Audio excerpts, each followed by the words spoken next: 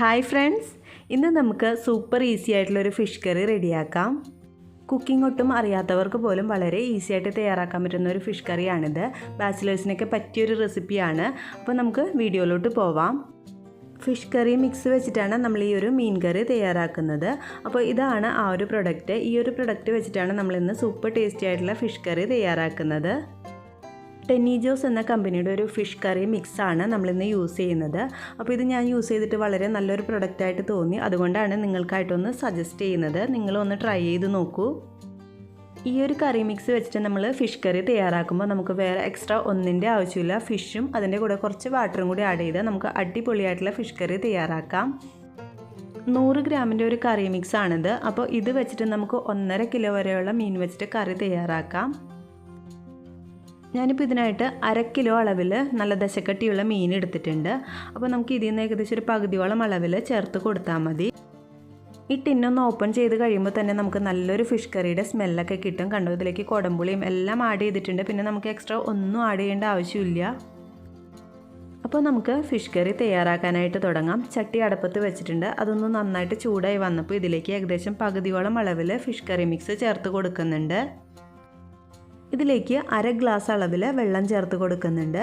എന്നിട്ട് നന്നായിട്ടൊന്ന് മിക്സാക്കി കൊടുത്ത ശേഷം നമുക്കിത് തിളക്കാനായിട്ടൊന്ന് വെയിറ്റ് ചെയ്യാം. ഇപ്പോൾ നമ്മുടെ കറി മിക്സ് അത്യാവശ്യം നന്നായിട്ട് തിളച്ച് വന്നിട്ടുണ്ട്. ഇനി ഇതൊരു 2 മിനിറ്റോളം നമുക്കൊന്ന് ഇളക്കി കൊടുത്തുകൊണ്ടിരിക്കാം. നന്നായിട്ടൊന്ന് മിക്സായിട്ട് കുറുകി വരാൻ വേണ്ടിയിട്ടാണ് ഇങ്ങനെ ചെയ്യുന്നത്. ഇങ്ങനെ ചെയ്യുന്നുണ്ടെങ്കിൽ നമ്മുടെ കറിക്ക് നല്ലൊരു തിക്കായിട്ടുള്ള ഗ്രേവി കിട്ടും.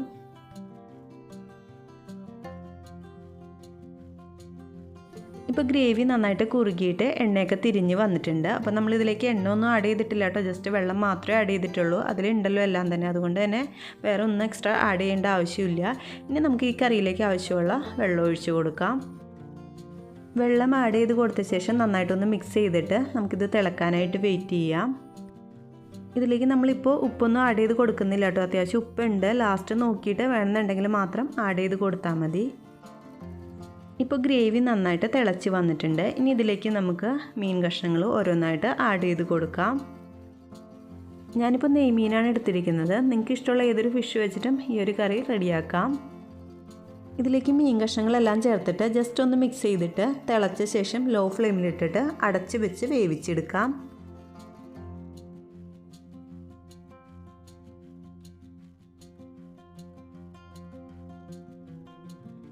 ഏകദേശം 15 മിനിറ്റ് കഴിഞ്ഞപ്പോഴേക്കും നമ്മുടെ കറി അത്യാവശ്യം നന്നായിട്ട് കുറുകി വറ്റി വന്നിട്ടുണ്ട്. അപ്പോൾ നമുക്കിനി ഇതിലേക്ക് കുറച്ച് കറിവേപ്പിലയും കൂടി ആഡ് ചെയ്തിട്ട് ഗ്യാസ് ഓഫ് ചെയ്യാം. ലാസ്റ്റ് ഞാൻ ജസ്റ്റ് ഒന്ന് ടേസ്റ്റ് ചെയ്ത് നോക്കിയപ്പോൾ എല്ലാം പെർഫെക്റ്റ് ആയിരുന്നു. ഉപ്പ് പോലും നമ്മളിതിലേക്ക് എക്സ്ട്രാ ആഡ് ചെയ്യേണ്ടതായിട്ട് വന്നില്ല.